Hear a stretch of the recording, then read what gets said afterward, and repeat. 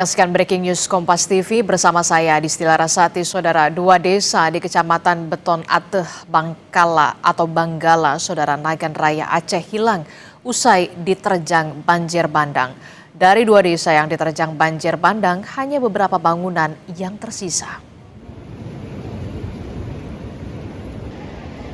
Inilah video yang memperlihatkan hanya beberapa bangunan saja yang tersisa. Selain merusak bangunan, sejumlah infrastruktur, salah satunya adalah jembatan Krueng Betong, Banggala.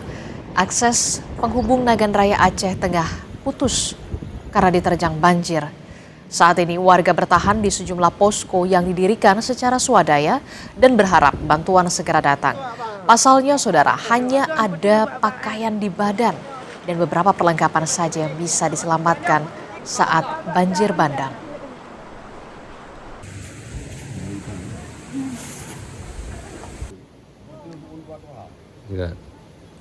Sementara itu, saudara, BPBD setempat mengungkap satu orang meninggal di mana sekitar 781 kepala keluarga atau 2.100 lebih jiwa terdampak dan mengakibatkan lebih dari 300 rumah rusak di 4 desa di Nagan Raya.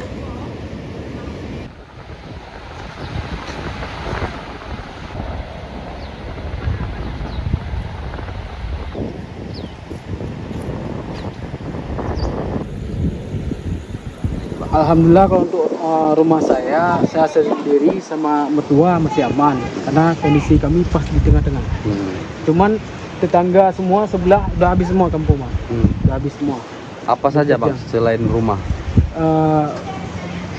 Ada juga Honda sana, berserak semua. Sekolah ada di situ, Bang? Sekolah SMP hancur, Bang. SMP. SD hancur.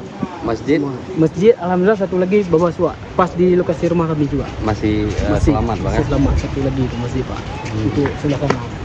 Kalau sebelah sini inilah tinggal belum pokok, Pak. Lain dah nggak ada, Pak. Bang, dengan kondisi seperti ini, apa yang sangat diharapkan oleh masyarakat Betung ini? Kalau untuk masyarakat Betung inilah, yang pertama akses jalan, Pak. Akses jalan untuk supaya bisa melintasi semua. Selain itu itulah tadi pangan, beras, apa segala macam lagi.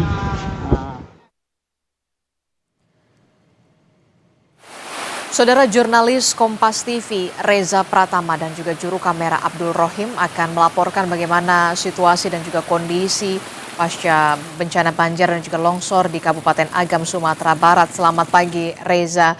Reza, kita tahu kemarin masih ada lebih dari 80 korban banjir di Agam yang sampai saat ini masih hilang dan masih dicari. Bagaimana perkembangan pencarian hingga Sabtu pagi ini, Reza?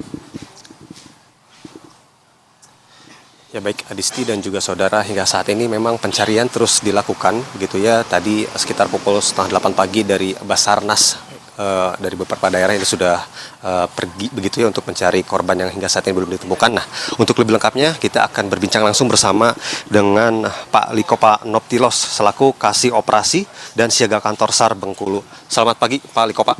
Ya, selamat pagi Bang Reza. Pak, pertanyaan pertama terkait hari ini korban yang masih belum ditemukan ini ada berapa orang sih, Pak? Ya, terima kasih. Untuk korban dalam pencarian itu ada 54 orang. Dan korban yang sudah kita temukan jumlahnya 117 jiwa dalam kondisi meninggal dunia.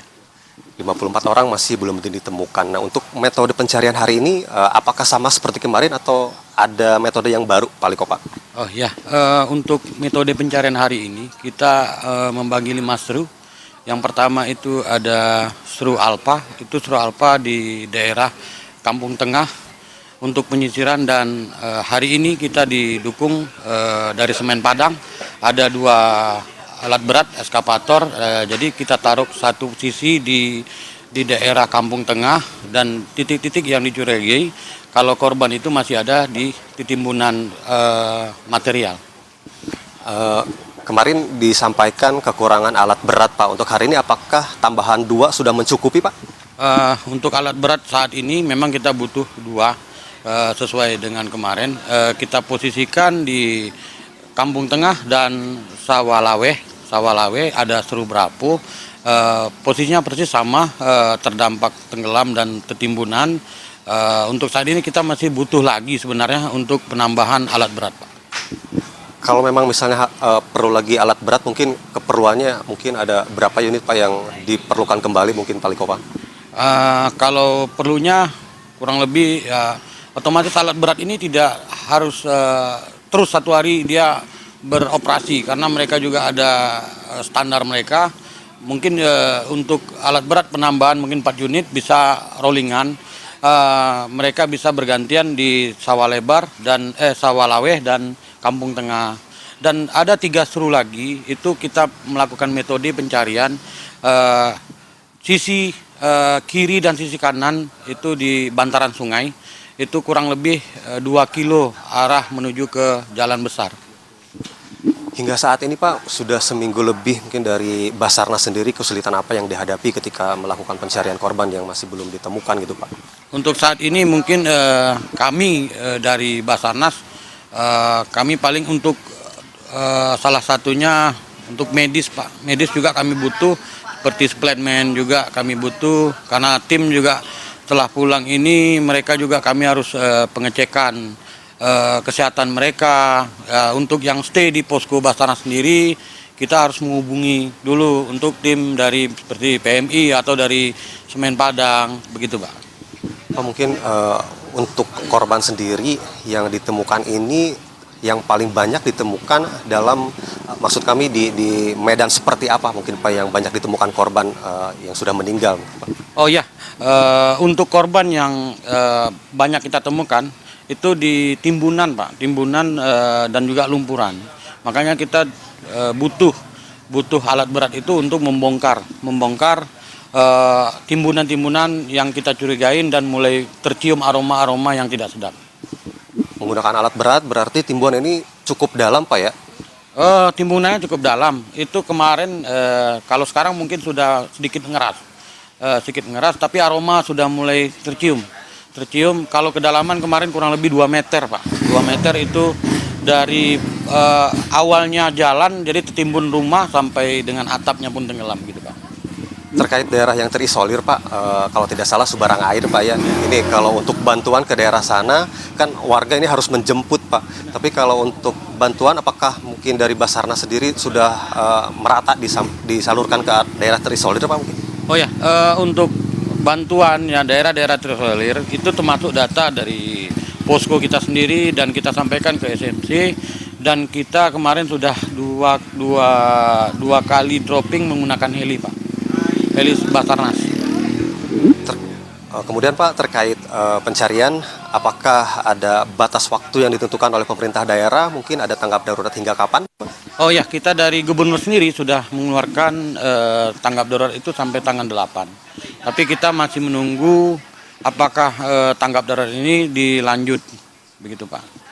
Baik, terima kasih Pak Likopa waktunya bersama Kompas TV. Terima kasih sekali lagi Pak. Sama-sama Pak. Terima kasih Bang Eka. Terima kasih Pak.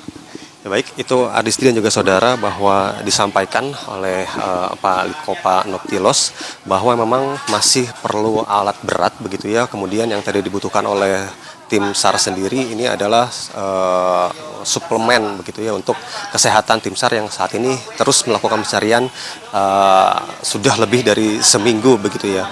Kemudian tadi disampaikan juga bahwa tanggap darurat pertama ini disampaikan hingga tanggal 8 Desember 2025. Kemudian informasinya juga diperpanjang hingga tanggal 22 Desember 2025. Kemudian selain pencarian, Adisti dan juga saudara, kabar baiknya di Kecamatan Palembayan ini listrik ini sudah bisa dinikmati oleh warga secara normal begitu ya.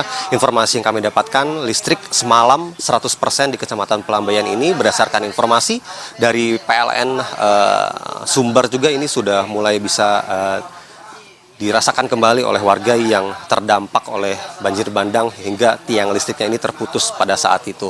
Kemudian yang memang saat ini belum bisa dirasakan oleh warga sepenuhnya adalah air bersih, karena memang air bersih ini setiap harinya masih dilakukan penyaluran baik oleh Kementerian PU, kemudian dari PT Semen Padang dan juga dari relawan-relawan lainnya. Sementara demikian, Adisti, kembali ke Anda. Oke, 54 korban masih hilang dan proses pencarian masih terus dilakukan. Diharapkan akan ada alat berat yang bisa masuk menjangkau wilayah tempat Anda melaporkan saat ini untuk proses pencarian terhadap korban hilang. Sampai saat ini memang pasokan air bersih masih terus diharapkan bagi warga terdampak.